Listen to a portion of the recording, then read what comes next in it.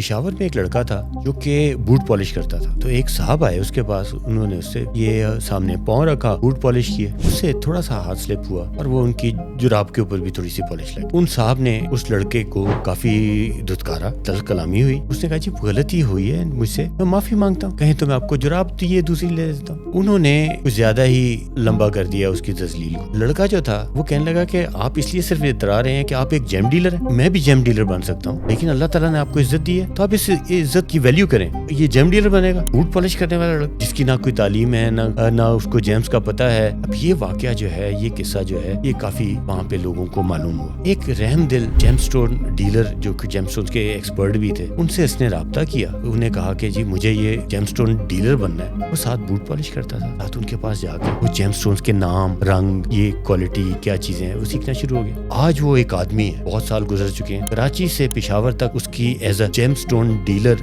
عزت ہے. میرے خیال میں تو جیم سٹون بزنس کو شروع کرنے میں کسی تجربہ کار ایکسپرٹ جیم سٹون ڈیلر کی رہنمائی اور سپورٹ سب سے زیادہ اہم ہے. پشاور میں ایک لڑکا تھا جو کہ بوٹ پالش کرتا تھا.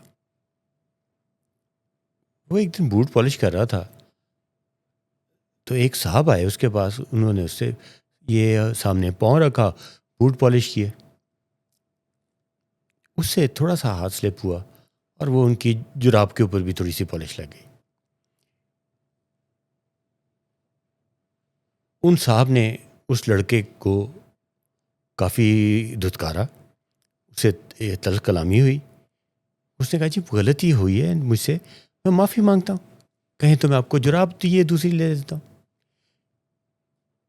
انہوں نے کچھ زیادہ ہی لمبا کر دیا اس کی تذلیل کو. لڑکا جو تھا وہ کہنے لگا کہ آپ اس لیے صرف اترا رہے ہیں کہ آپ ایک جیم ڈیلر ہیں. یہ اللہ تعالیٰ نے آپ کو اس مقام پہ یہ رکھا ہے, یہ مقام عطا کیا ہے. وہ میں بھی جیم ڈیلر بن سکتا ہوں, لیکن اللہ تعالیٰ نے آپ کو عزت دی ہے تو آپ اس عزت کی ویلیو کریں, اس کو ویلیو کریں کہ یہ آپ کو اللہ تعالیٰ نے عزت دی ہے. جب اس نے کہا نا لڑکے نے کہ میں بھی جیم ڈیلر بن سکتا ہوں, تو انہوں نے اس کا مذاق اڑانا شروع کر دیا کہ تو اور وہ یہ جیم ڈیلر بنے گا, بوٹ پالش کرنے والا لڑکا جس کی نہ کوئی تعلیم ہے نہ اس کو جیمز کا پتہ ہے. اس نے کہا میں بن کے دکھاؤں گا. اب یہ واقعہ جو ہے, یہ قصہ جو ہے, یہ کافی وہاں پہ لوگوں کو معلوم ہوا. ایک رحم دل جیم سٹون ڈیلر جو کہ جیم سٹون کے ایکسپرٹ بھی تھے,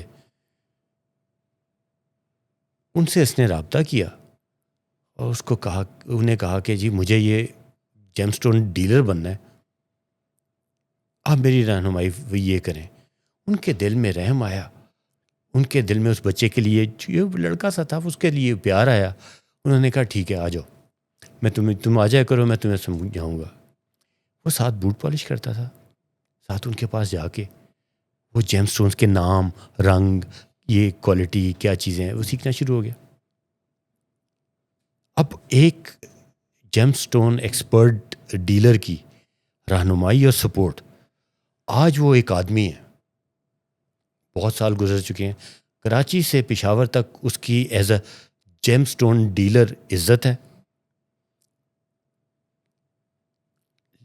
اتنی زیادہ اہم ہے یہ سپورٹ کسی ایکسپرٹ کی نیا کام شروع کرنے, جو کہ ان پڑھ اور جس کا جیم سے کوئی واسطہ ہی نہیں تھا, اس کو ایک یہ ایسا جیم سٹون ڈیلر بنا دیا. میرے خیال میں تو کسی تجربہ کار اور آنیسٹ اور سنسیئر جیم سٹون ڈیلر کی سپورٹ اور رہنمائی مل جانا, یہ بہت بڑی نعمت ہے اس کام کو شروع کرنے کی.